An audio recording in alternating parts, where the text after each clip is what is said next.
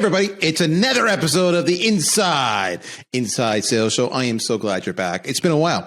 It's probably been like 7 days. Quick question for you. Do you guys listen to every single episode or do you skip ahead? I mean, I'll be full disclosure. You're not going to offend me if you say you don't listen to every single one. I get it. I'm the same way. When I look at my podcast, I kind of go and say, what's the topic of the day? And if that one resonates with me, I'm all over it. Otherwise, because I listen to so many podcasts. So I'm just curious. Let me know your thoughts on social. Do you do that or not? I want to hear from you. Next question I want to talk to you about is, have you ever thought about this? This is the feedback I'm getting from a number of my guests recently. They're like, I'm getting weird things from your show, Daryl, where I'm getting a lot of people calling me and actually pitching me their stuff after I've appeared on your show. And they always mention your show. So that's dawned on me that you guys may now be using podcasts to source your next person to target, which I think between you and I, heck, it's brilliant because talk about hearing the whole conversation, hearing what the person's like, getting a feel for them. It's not cold, it's warm, and you know them all already. And there's so many things you can speak to. So I've just been getting that feedback from a number of people on the shows. You're using podcasts for prospecting. And I think there's an episode there to be had, but we're not going to do it today. Today, I want to talk a little bit about, there's only so many topics you can cover when it comes to sales, right? We hit them all up. But I thought it would be kind of interesting. So, you know my drill. I was a CMO, but I've been a VP of sales and a sales rep before. I started off selling copiers, but then I kind of left the whole sales gig for like a decade. And then I came back as CMO of VanillaSoft. And then a couple of years later, they made me CRO and boom, I'm back full-fledged in the sales game. But I've been talking sales for forever because it's a skill I have. It's something I've been doing. But that always leads to the conversation, Daryl, are you a marketer or are you a sales rep? And it's a legit story. I hear that often. Who makes the best CRO? A head of sales or a head of marketing or maybe a head of rev ops? And there's no answer to that. But it was interesting. Yesterday I was on a call with a wonderful individual, a wonderful woman out of Ireland. And you're going to hear her on our upcoming show. I'm not going to give it away. But here she is. She's running sales. And what's her background? Her background is she had her own marketing agency. And now she's with this company and she's running sales. And it's amazing. One of the things we see over and over and over again is how sales reps have gotten so many skills that would historically be called marketing skills.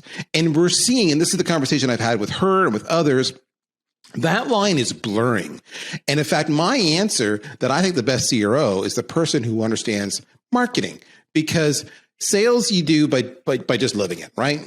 But understanding marketing and the bigger picture, managing budgets and the whole idea of having different buyers and understanding the messaging, those are all marketing skills that are now transferable to sales. So I thought to myself, I need to get myself a guy or a gal, I'm not fussy, anybody. They have to have a heartbeat. They have to be living and breathing, who's actually done sales and marketing, but now can come to us with that, what I call blurring of skill sets. Are they marketing? Are they sales? I don't know.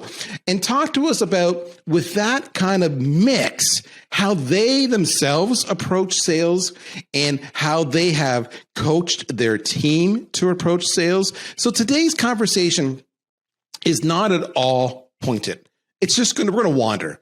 I like to make sure there's one or two or three things that you guys always get away from this one, but I just want to wonder because I'd be curious your thoughts. Do you think sales or marketing is blurring? And if you say no, I'm going to challenge you because I'm going to say, if you say no, then you don't know your counterpart and what they do. And that's affecting you. And you need to know their counterpart and what they do. All right. Those of you who know me know I recently went through hell. Hell, I tell you, where I was put through the ringer on this big ass bracket that I didn't volunteer for, but I embraced the moment and the opportunity where our good friends at Chili Piper came out with this guerrilla tactic and they said, who are the top marketers? And they had a list of over 200 people. And then they brought it down to about 32 people and they said, okay, these 32 are the 32 we think are the best of the best. And if I get this wrong, my guest will correct me. And we're going to do a bracket and see who do you think is A better than B? And we're going to go to the end and we'll have the top person. And I was in this bracket. Now the bracket was 32 people, and you're saying to yourself, well, why 32 people? Well, it's a bracket, right? So you got to have those numbers. So 16 and 16 go down to 8 and 8 go down to 4 and 4, 2 to 2, and 1 to 1. So that's the gist. That's why it was 32. And I started going through this emotion roller coaster of begging and pleading all of you to please vote for me. I'm desperate and I need validation. And when it was all said and done, the friends at Chili Paper were incredibly generous with their praise and their encouragement and their promotion of me. I finished third. Thank you for all those of you who voted for me. That's about 28 steps higher than I thought I would finish. So yay me. But with that, my friends, if you don't know the mastermind behind that and everything else that's going on at Chili Piper these days, the coolest company on the face of the earth is a guy named Daniel Cmejla. Now, I will fully admit, I had to ask him how to pronounce his last name. Let me spell it for you, okay? Cmejla. How would you pronounce it? But it's Cmejla. Hopefully I got it right. If I didn't, he'll correct me. Dan, welcome to the show, my friend. Thank you so much. It's such a pleasure to be here with the third greatest marketer from LinkedIn, right? You'll know you've really made it when you're with the number one marketer. Gusto. It was so fun to see. And, we crowdsourced the full list. So a bunch of the folks at Vanilla nominated you. And then we formed the top 32 based off the frequency of nomination. So it was all user generated, crowdsourced content. And I think it speaks a lot that you rose so high to it. And I will say I voted for you more than once. It was the memes that got me. The memes were fun. The best one I had, I was up against Udi from Gong. That's right, folks. I beat Udi from Gong. Now, before you think, wow, Daryl, that's something. Let's full disclosure. My meme was me saying, I'm screwed. I think Udi may have taken pity on you. He did. I think Udi took total pity on me and just didn't engage at all. I think he even said, I voted for you, Daryl. And he didn't do anything. So the only reason I beat Udi was because he simply did zero promotion. But I'll take it. Yeah. All that matters. It was legendary to behold. So we're talking about sales and marketing and sales. I think you got it. They're becoming more and more of the same. So what did you think when I was doing my opening spiel there? What was your reaction? I loved it. The only thing I was a little questionable about is, the mastermind behind all of that's happening at Chili Piper. It's probably too weighty of words for me. We've got an incredible team led by our two incredible founders, Nicholas and Alina Vandenberg, who are actually also a married couple. And they're the ones who've created this culture, which allows us to innovate and prioritize actions. So a lot of amazing marketers, Kaylee Edmondson being one of them on our team. And I'm just happy to be part of such a great team. But I loved it. And tactfully, I think you're totally right that sales and marketing used to be different, but they're coming together now. And the reason for this is marketers are actually required to make a sale now. Because back in the day, a marketer could give you an email like a CSV with 150 leads on it and say, here you go, sales, I've done my job, congrats. But now those lists aren't converting without marketing's help. So marketing is on the hook now to deliver not leads, but they're on the hook to deliver qualified held meetings. And in order to get someone to take a qualified held meeting with you, to sit down with someone, it requires a little bit more elbow grease. It requires what I think is sales done by marketers. So I agree with you. You nailed it. I agree. So what would you say to the sales reps who are listening to this right now and say, that's bullshit. Sales is sales, marketing is marketing, two different skill sets. I cry foul. Everybody's saying this these days. I don't see it. What would you say to them? Well, I would say if you have like a revenue operations person in your team and you're doing some analytics, maybe you have mode, maybe you're like super beefy with your Salesforce reporting, take a look at your closed won deals and see, hey, like how does inbound convert? How does outbound convert? But then take it a step further. How does outbound convert when it hasn't been touched by marketing at all? And what you'll find is that the way buyers purchase today, it's multi-touch attribution. They're attending an event, then they see a LinkedIn post, then they click on a paid ad, then their friend refers them, then they hear something else. And like 90% of this stuff isn't even tracked in whatever attribution software you're using. But even with what little you can scrape out, at least at Chili Piper, we found that if marketing isn't part of the deal, they close 3 times slower and they're much less likely to close. So if marketing is essential for you closing deals, that sounds like sales to me. So that's what I would say to the AE. There we go. I love it. Okay, so let's talk about you.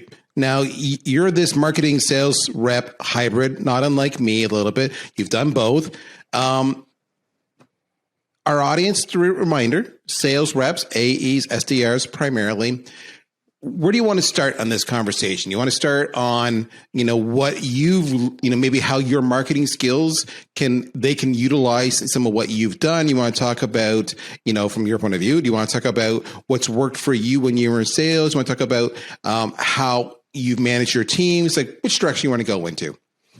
I could go with anything. I guess one of the things I would love to talk about is like marketing, sales, CS, all go-to-market function, all work within anything. There are a couple unifying principles that I learned doing sales or doing political persuasion that are super valuable in marketing. So maybe we can start there, because I believe that outside of sales skills, outside of marketing skills, there are like people skills, there's process skills, there's how you organize your time, how you're efficient.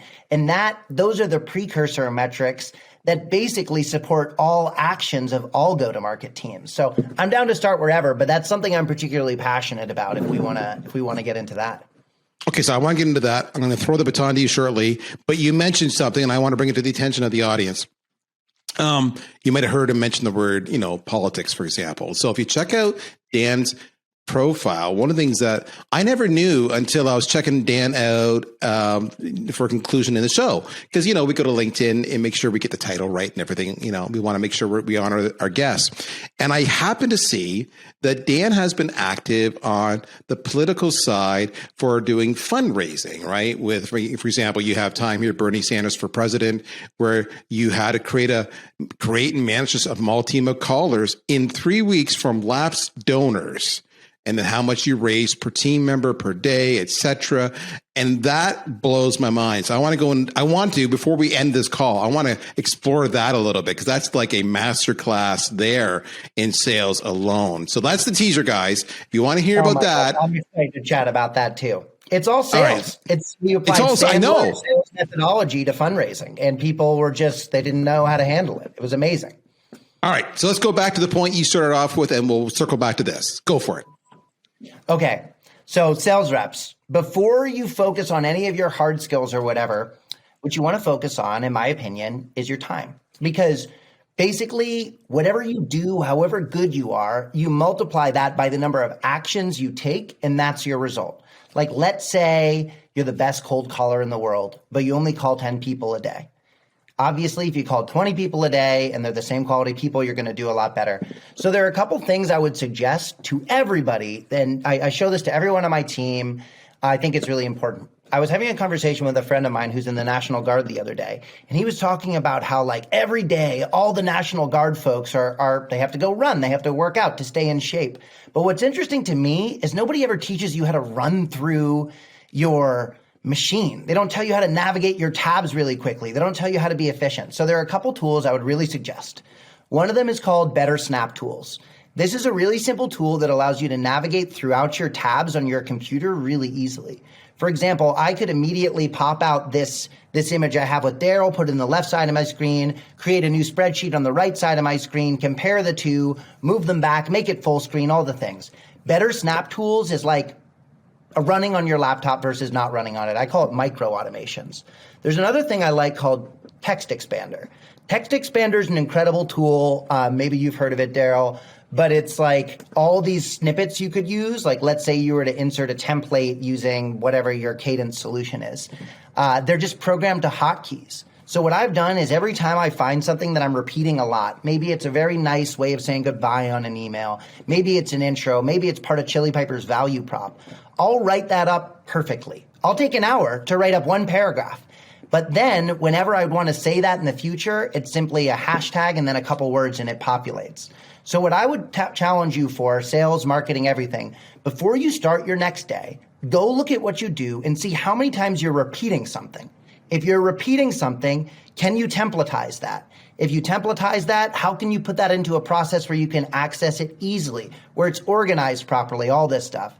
This has been the number one game changer to me because I guarantee you, unless you're already doing the stuff that I'm talking about, I'm probably about 1 to 5% faster than you navigating my tabs. I probably send emails maybe 20% faster than you would, but with the higher quality. So that's the very first thing. It's my thing I tell everybody. I'm totally obsessed with the tools. But before you start running, think about how can I run faster? Oh my gosh. So we've never talked about this before. Tools that we actually use to make our job better every day. So you use Better Snap Tool. I use Magnet, which is effectively the exact same thing. And for me, this is my must-have productivity thing because exactly like you, everything's got to have a place. So it's like a pilot when I'm navigating. I need to know exactly where to go to, and I actually went out and bought over the Christmas holidays, I'm not making this up, a 32-inch 4K monitor because I could get more windows on that one monitor, and Magnet combined was brilliant. Text expander, exact same way. So whether you guys are doing emails or personalization, maybe you're doing live chat, who knows? All these texts and phrases that you're using over and over and over again, why do you reinvent it? Why are you looking for it? Copy, paste, everything else. Text expander, dynamite, brilliant. So your example of they didn't teach you, you got to run, but they didn't necessarily teach you the best way to run. And I love it. So are there other tools that you've seen reps use? And these are like guerrilla tools. I love that allow them just to. Here's the thing, guys and gals.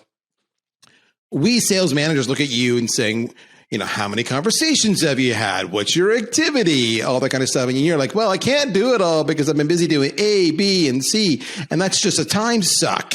So right away, what Dan's giving you are other tools you can use to eliminate the time suck and optimize your time. So then when they ask you those questions, you say, I had 4 conversations today and I made 50 dials and I'm a kick-ass rock star and I want a raise right now. So there you go. Other tools that you use that you or your team swear by? Well, obviously Chili Piper, right? Chili. I was waiting for that. Well, it's like if you're spending all this time going back and forth with the prospect trying to settle on a date, we like just embedding the times right in the body of the email. They pick a time. It works great. But yeah, there are all kinds of tools like this, but also the application of certain tools. Like I don't write out my email address anymore. I just do #DC, dan@chilipiper.com, auto-populates. There's certain URLs that I go to, like dashboards in Salesforce that I have tied to a certain hashtag as well within Text Expander, so I don't have to navigate to that stuff. Just really small things will take a lot of time off your plate and doing these manual tasks. And what I'd recommend is you follow a theory of leverage. This is something that Pete Kazanji taught me when I joined the community Modern Sales Pros. But like the lowest leverage thing you can possibly be doing is a one-time input that is a one-time output.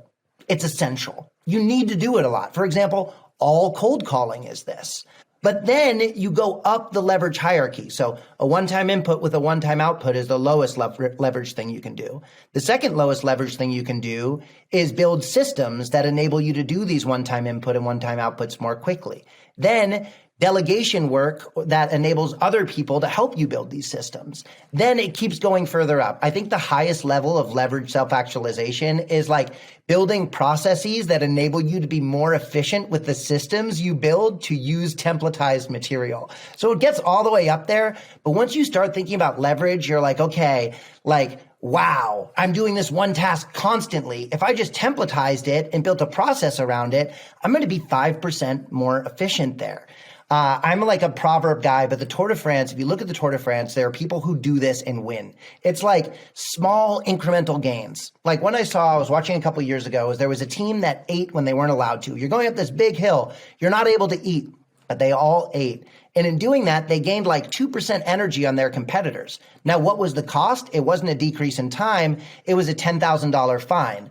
But that $10,000 fine was massively exceeded by the benefits you get from winning, right? So where can you get 1% more effective, 2% more effective, 5% more effective? It'll add up. If you focus on this first, you'll be more effective in whatever you do. Sales, marketing, all the things. So there you go. Dan's telling you to be intentional about how you optimize your time and utilize your time so that you're spending more time on the right things and less time on the wrong things, or not even the wrong things, but the things you have to do that are just rinse and repeat over and over again. They just bam, done. Like his email example, /DC, boom, done. There you go. So we've talked about time management before, but we haven't talked about some of those tricks and how you be ruthless in your approach it. I love it. Now, a couple of things I got to do. He mentioned Pete Kazenji. Pete Kazenji is going to be a guest within the next 1, 2, or 3 episodes. So look for that episode. Pete Kazenji, you'll know he's with Atrium HQ as well as with the founder of Modern Sales Pros. And if you're not familiar with the Modern Sales Pros, is one of the original communities, and it tends to target the more senior salespeople, just so you know. And that's where we leaders, when we have a tough situation with you, our employees, whether it be compensation or anything else, we go to this Modern Sales Pros and we ask the really hard questions in a quiet and confidential way, and we get pretty blunt and honest feedback back. And the best thing about that I love, and everybody I talk to loves, and this is important in the age of community that really has emerged and blossomed in the pandemic, is how they moderate. They let it go, but if there's even a hint of promotion, you're booted up. Either you spend it for a month or you're booted. So if I were to say, "Oh, that's a great question. Listen, your question was, what are the best sales cadence tools out there? What have your experiences been?" If I were to hop in there and say, "Well, you could talk to SalesLoft and Outreach and VanillaSoft. If you have any questions, I'm a bit of an expert in this, let me know." Boom, I would be suspended for 30 days because it would come across that I was pitching. So that keeps the conversation focused. I love that part about it. Okay, I need you, Dan, Rockstar Dan, to settle an age-old argument, okay? Here's the argument. You're with Chili Piper, one of the best tools out there for scheduling appointments. Every single prospect you're meeting, you want to get them, you want to book them so you can do the demo and discovery, right, kids? You should be using Chili Piper. Enough said, go there, check it out. But here's the question, and we've done our own study on this, so I want to see if my data matches your data. There are two people when it comes, types of people. When this scheduling happens, there's those that says, just give me a link, or a sales rep, I'm going to send you a link, and you click that and you find a time and Bob's your uncle, away it's done. Or there's those that says, the buyers who say, do not dare send me a link because you're making me work to book time with you, like you're more important. So what's the right approach, Dan? I'm going to have to pick option C. Right? Yes. I like where you're going already. Option C. So what we can do with our tool is we can embed times within there. So it'd be the same as you saying, hey, does 5:30 on Tuesday work, or 4 on Wednesday, or whatever. Then the prospect simply clicks on whatever block is associated with that time, and it'll just auto book them one click all the way through. So that's one way we solve this. The other way is, like, sometimes you want to get a commitment on the phone, or they say, hey, this time works for me. We have a tool called Instant Booker, which allows you to just put their email address in, pick a time, one-click book. What's cool about our tool there is not only can we do the booking, but our tool will look up across your CRM, HubSpot, or Salesforce, who the account owner is. It'll route it to the correct person. So not only can you see availability for all the correct reps, but you can offer availability for them, book with their Zoom link all in one click. So yeah, I think it is rude sometimes to be like, hey, let's chat, but it's gated behind this booking link. We call it the booking link battles because everyone's like, you use my booking link. And no, you use my booking link, right? So we think the best way is just to make it as easy as possible for the buyer. That's what we're about. Buyer enablement. Make it easy for them. They can book the meeting right there in the body of the email. So that would be what I would suggest.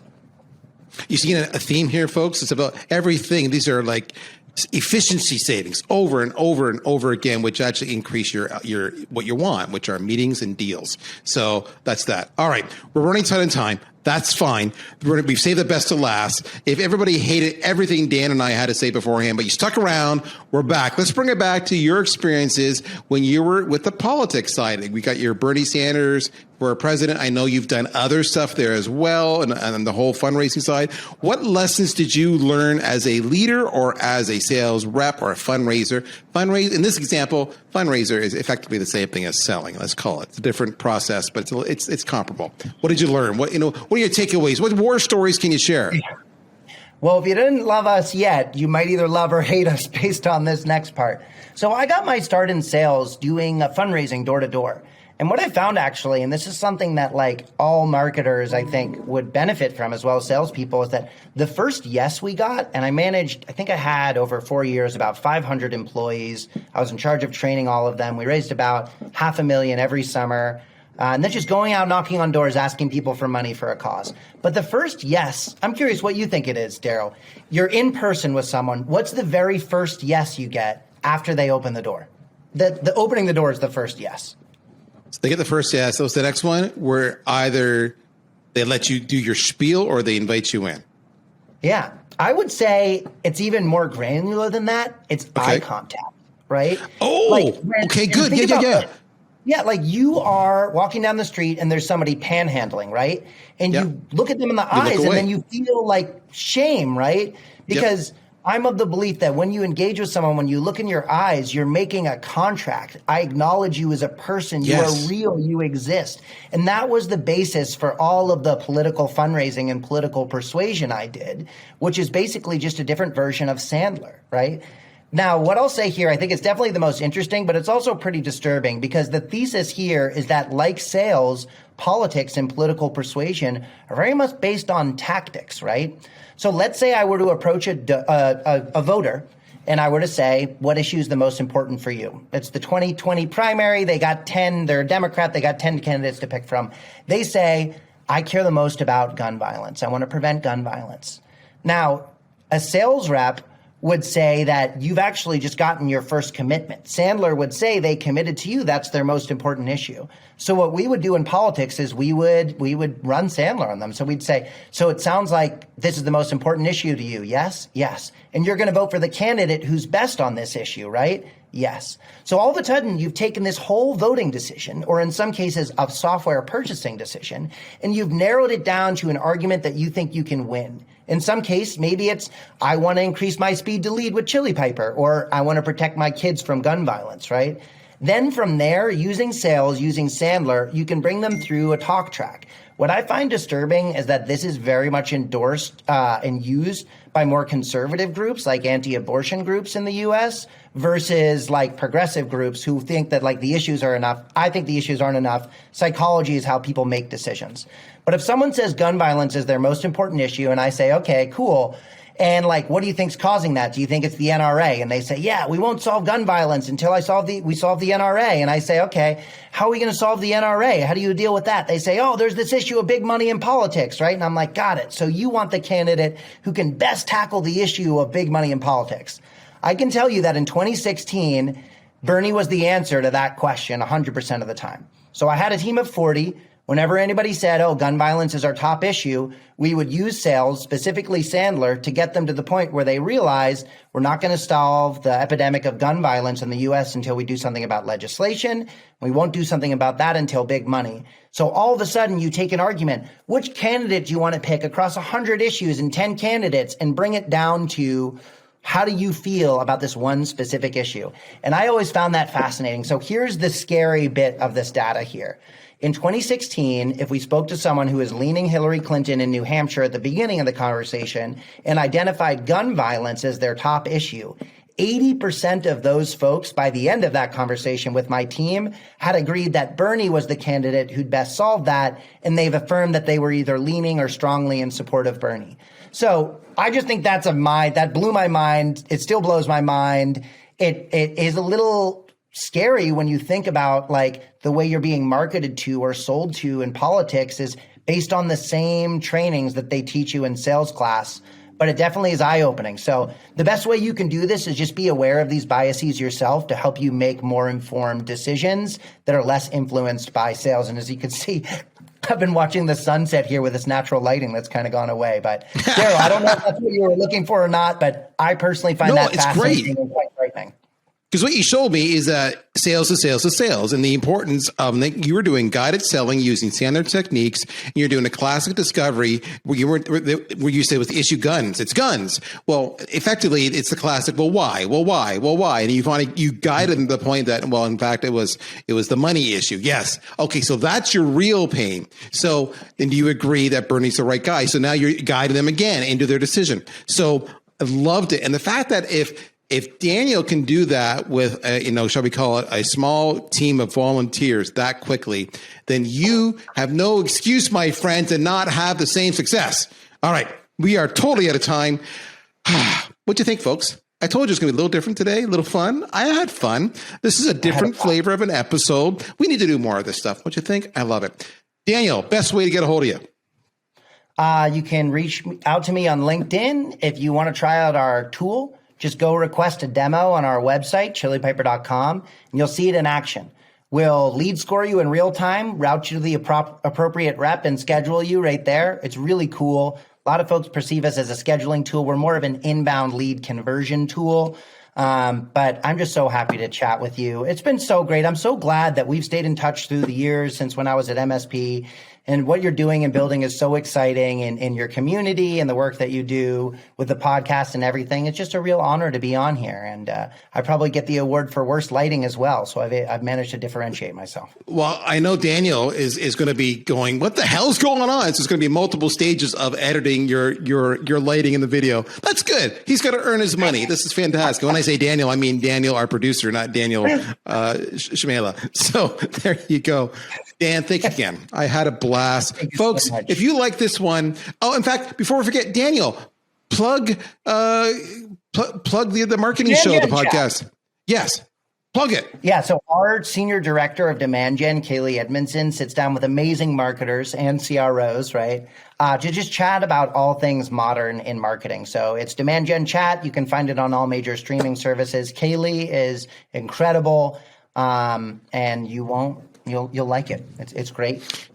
So we began talking about how marketing and sales are coming together. You listen to a sales podcast right now. Go subscribe to a marketing podcast. You will learn skills that you can use in your sales success. That's Daniel Cmejla. I'm Daryl Prale. And this, my friends, is another episode of the Inside Sales Show. You take care. We'll talk to you soon. Bye-bye.